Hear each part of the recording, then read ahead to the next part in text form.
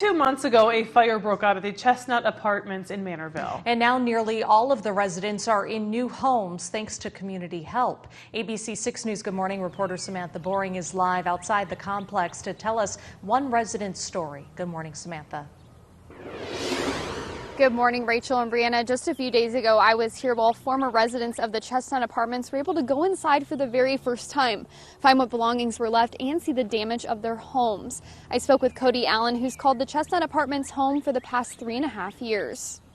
It was cold and miserable. On the morning of February 4th, 2021, it was snowing and the sun was just rising when the unthinkable happened at the Chestnut Apartments. Dodge Center Fire needs to respond to 507 Chestnut Street, City of Mantorville for an apartment complex on fire.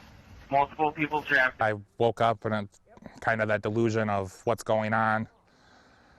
Smelled the fire, smelled smoke, and I'm like, okay, something's not right. Coty Allen got out of bed and tried to get out. As soon as I opened the door, I was hit with black smoke. He was trapped inside his apartment. The officer's like, you have to jump. Well, I'm scared of heights and the fear of being stuck upstairs in a house fire. He eventually jumped out the window, but he wanted to make sure others were safe. Try to worry about Joel and Cindy, and I'm young enough that I can recover. 68-year-old Cindy Ferguson was the only one unable to get out.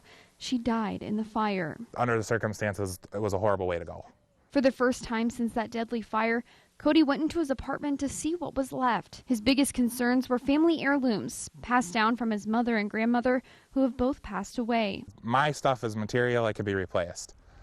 My mom's stuff and grandma's stuff, it's like, no, that can't be replaced. To his surprise, those things were still there. I had somebody watching over me because it didn't get totaled like I thought it was. After the fire, Coty stayed in a hotel for 2 weeks until he was able to move to his new home in Dodge Center. SEMCAC, the Red Cross, and the community all came together with donations for the victims. It was a lot of, here you go, what can we do, what do you need? And through the circumstances, everybody is like, well, I don't really know what I need yet.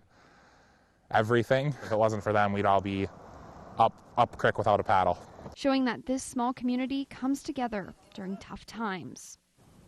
There are still many questions as to what actually started this fire. I spoke with multiple people in the area who they believe that a cigarette caused this fire. I did reach out to the state fire marshal as well as the Dodge County Sheriff's Office, but they were both unable to comment because this is still an ongoing investigation. Coty says on behalf of all the residents, they would like to thank the first responders for their help that day, as well as the community for their donations and helping them recover from this tragic fire.